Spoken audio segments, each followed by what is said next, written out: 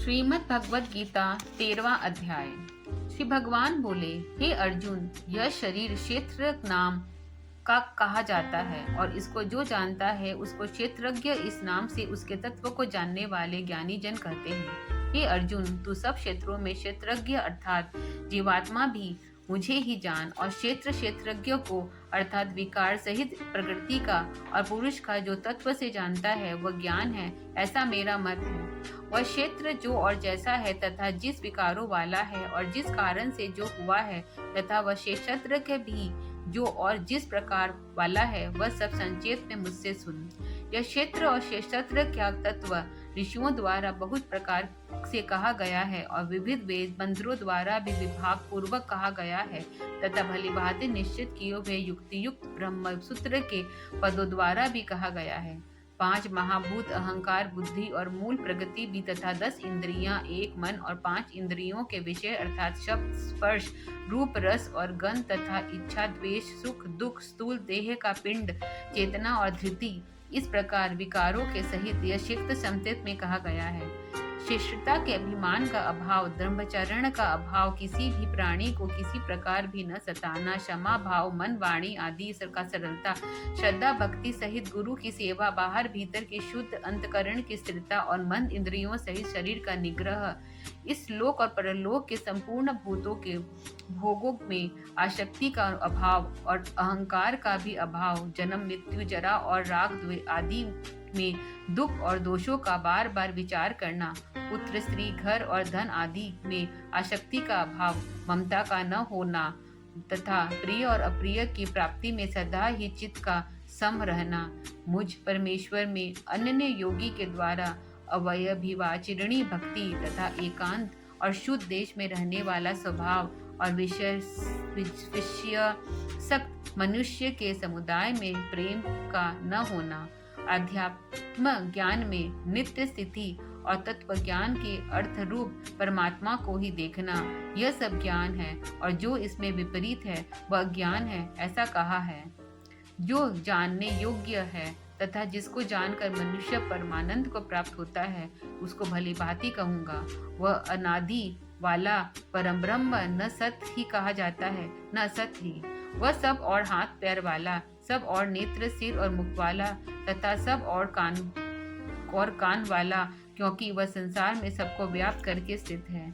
वह संपूर्ण इंद्रियों के विषय को जानने वाला है परंतु वास्तव में सब इंद्रियों से रहित है तथा आसक्ति रहित होने पर भी सबका धारण पोषण करने वाला और निर्गुण होने पर भी गुणों को भोगने वाला है। सब चराचर सब भूतों के बाहर भीतर परिपूर्ण है और चर और अचर भी वही है और वह सूक्ष्म होने से अभिज्ञ है तथा अति समीप से और दूर से भी स्थित वही है।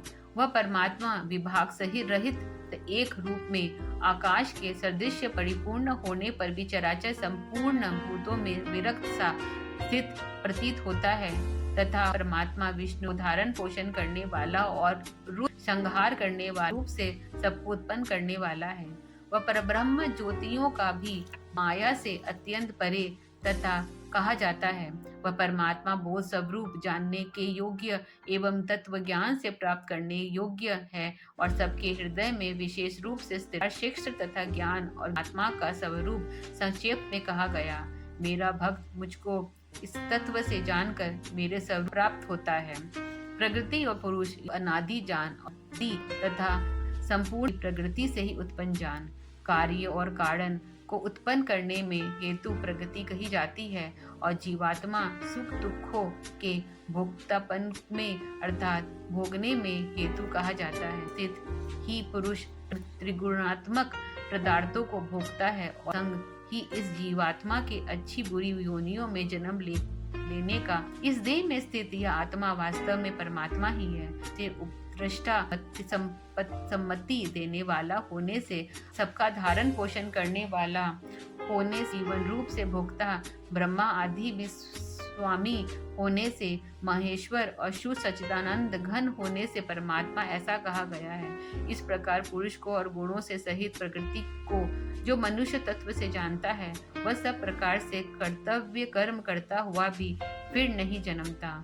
उस परमात्मा को कितने ही मनुष्य तो शुद्ध हुए सूक्ष्म बुद्धि से ध्यान के द्वारा हृदय में देखते हैं। अन्य कितने ही ज्ञान योग्य द्वारा और कितने ही कर्म योग द्वारा देखते हैं अर्थात प्राप्त होते हैं, परंतु इनमें दूसरे अर्थात जो मन बुद्धि वाले पुरुष हैं, वे इस प्रकार न जानते हुए दूसरों से अर्थात तत्व के जानने वाले पुरुष से सुनकर ही तदनुसार उपासना करते हैं, और वे श्रवण प्राणायन पुरुष भी मृत्यु रूप संसार सागर को निसंदेह तर जाते हैं। हे अर्जुन, यावनपंत मात्र जितने भी स्थानवर जंगम प्राणी उत्पन्न होते हैं, उन सबको तू श्रेष्ठ के संयोग से ही उत्पन्न जान। जो पुरुष नष्ट होते हुए सब चराचर भूतों में परमेश्वर को नाश रहित और संभाव से स्थिर देखता है, वह यथार्थ देखता है, क्योंकि जो पुरुष सब में संभाव से स्थिर परमेश्वर को समान देखता है,